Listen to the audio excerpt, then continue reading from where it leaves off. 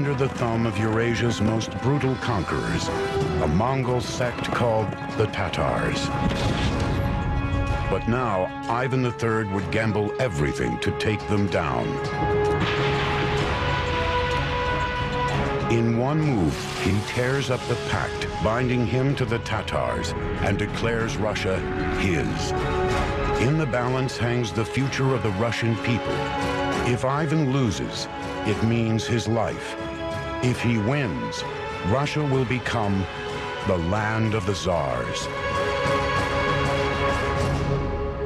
Hello, I'm Peter Weller.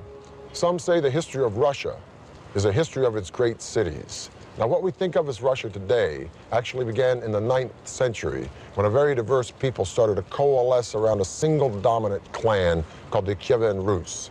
The Kievan Rus were from the Ukraine, but they migrated here to a very forested area around many rivers and lakes and started a small trading hamlet called Novgorod, meaning new city. Oral tradition tells us that life in Novgorod was so chaotic and so tumultuous that the people actually invited a Viking warrior named Rurik from across the Baltic Sea to come here and establish order. In Novgorod, the Kievan Rus flourished. They borrowed the religion and building technology of their neighbors, the Byzantines, to build new cities and towns as the population spread.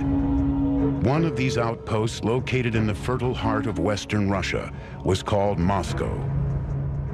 Moscow, whose date of founding is officially given as 1147, was a small, essentially log fort on a river by the name of Moscow, Moskva. As their cities developed, the Kievan Rus became known as Russians. But with no unified ruler or defenses, Russian cities were prime targets for invasion by the era's most aggressive conquerors, the Tatars. 1237, the Tatars charged across the Volga River with 120,000 riders. The early Russians were no match for this seasoned militia. For nearly 24 months, the Tatars devastated Russia. But for the rulers of Moscow, the invasion was an opportunity to buy favor with the invaders and rebuild better than before. Moscow's rise started in the 14th century, very clever, cunning, ruthless politics on the part of the Grand Princes of Moscow, who managed to ingratiate themselves with the Tatar masters and achieve the ability to collect taxes from the other Russian principalities. Under the protection of the Tatars, Moscow began to bleed its Russian brothers dry, swallowing up neighboring territories to form a single Muscovite state. But its leaders were still forced to pay off their hated Tatar overlords. All that would change in 1462 with Ivan III. Ivan came to power determined to end Tatar domination of Russia. He takes the title Grand Prince of all Russia and begins to plot an overthrow of the Tatars. Ivan, I think, had all of the characteristics he needed to be a good and successful Tsar and to earn the title the Great. He was ambitious, he was opportunistic, he was ruthless, he was smart. The new Tsar would hit the ground running. He marries into the empire that had given Russia its religion and architecture, Byzantium. With this alliance in place, Ivan adopts the Byzantine symbol of the two-headed eagle and declares Russia the Third Rome. Then in 1472, he begins to lay down his engineering legacy. He commissions a new cathedral to be built as an unmistakable sign that Russia was now a force to be reckoned with. Workers began construction on the massive project in the early 1470s. But Mother Nature had other ideas. In 1474, a small tremor shook Moscow. 2 years of construction on the mighty church collapsed into a pile of rubble. Built crudely of heavy stone on insufficient foundations, it was an accident waiting to happen. But Ivan would turn disaster into opportunity. At this point, Ivan III does what any shrewd ruler would do: find the best people. And the best people of that period the 15th century, were in Italy. Ivan finds one Aristotle Fioravanti. Fioravanti was known as a skilled master architect throughout Italy. But before he could re-engineer Moscow's cathedral, he had to completely demolish the site. In the first of several innovations, Fioravanti uses siege technology in the form of a battering ram to raise the ruins of the church. And that amazed the Muscovites. What they had taken months to erect unsuccessfully, he was able to batter down in 3 weeks. Fioravanti then got to work building the cathedral. Today we know it as the Cathedral of the Assumption. He began by using ancient Russian limestone churches as his model, but infused the construction with Western building technology. The result revolutionized Russian architecture. We start with a foundation. Instead of the rubble-filled trench, which was typical of early medieval Russian building, he cleared the trench and put large oak pilings, which are much more stable means of supporting the building, so that the building doesn't later crack or deform in ways that will lead it to ultimately collapse. From there, Fioravanti's innovations expanded. Instead of using stacked pieces of limestone poorly mortared together, he arranges his limestone blocks in an interlocking bond to make them more stable. With his walls completed, he next turns to the delicate and dangerous operation of building the heavy vaulted ceilings. When you begin to vault the roof, there's an enormous amount of weight coming down on those walls. So the third element that he introduced was iron tie rods. Well, they were just iron rods that were inserted in the masonry and extended across at the level of the vaulting. It serves as an additional form of support. It ties the structure together. Last, instead of building the church's rounded cupolas and drums in heavy stone, he introduced the use of lighter and sturdier brick, teaching his Russian builders how to fire and lay this new material. So that from the pilings to the wall bonding, to the tie rods, to the upper structure, Fioravanti used a new set of techniques which had been mastered in Italy, but put them within the context of Russian symbols. The finished cathedral stood over 150 feet tall. It was a stunning and imposing edifice. With his symbol of power in place, Ivan was now ready to challenge the Tatars. Their response is quick. They raise a massive army and charge Moscow. Ivan raises his own force, and the two sides clash at the Ugra River, 300 miles west of Moscow. After months of standoff, the Russians finally overrun the Tatars.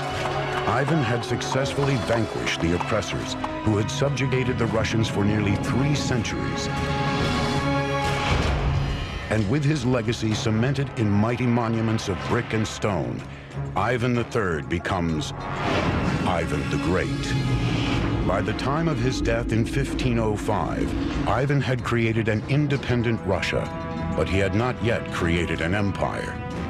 That distinction would belong to another Ivan, whose absolute authority and inhuman cruelty would earn him the title Ivan the Terrible. In 1472, Ivan III married Sophia Paleologus, the niece of the last emperor of Byzantium. Pope Paul II arranged the marriage. At the end of Ivan the Great's reign in 1505, he had freed the Russian people from subservience to the Tatars and tripled Moscow's territory. In other words, it went from 15,000 square miles to 45,000 square miles, which was an enormous accomplishment in itself, and that would earn him the title the Great. But the Tatars were still a problem. Although they had retreated from Moscow, their capital, Kazan, stood in the way of Russia's expansion east. It would take the dark determination of Ivan III's grandson to rid Russia of the Tatars and transform it into an empire. He would become known as Ivan the Terrible. I think the greatest single period of expansion was under Ivan the Terrible. Muscovite Tsardom encompassed the Volga, the Ural regions, and then eventually all of Siberia. This great emperor would start out as a deeply troubled young man. Ivan's father died when he was a child, leaving him witness to a brutal struggle for power involving torture, execution, and murder. These atrocities would scar Ivan for life. Ivan the Terrible's traumatic background as a child, I think, produced an Ivan who was terrible. Even as a young child, he tortured animals. He seemed to be cruel and sadistic. By the time he came to power in 1547, he was convinced that he was personally anointed by God to rule Russia. He was the first Russian ruler to have himself crowned formally as Tsar. And Tsar is simply a Russian derivative of Caesar. It's an imperial title. As Tsar, Ivan found the perfect outlet for his fierce and ruthless intellect by launching Russia's first modern offensive called the Siege of Kazan. Ivan first created a new army of nearly 150,000 men, including artillery and engineering units trained in the latest siege tactics from Europe.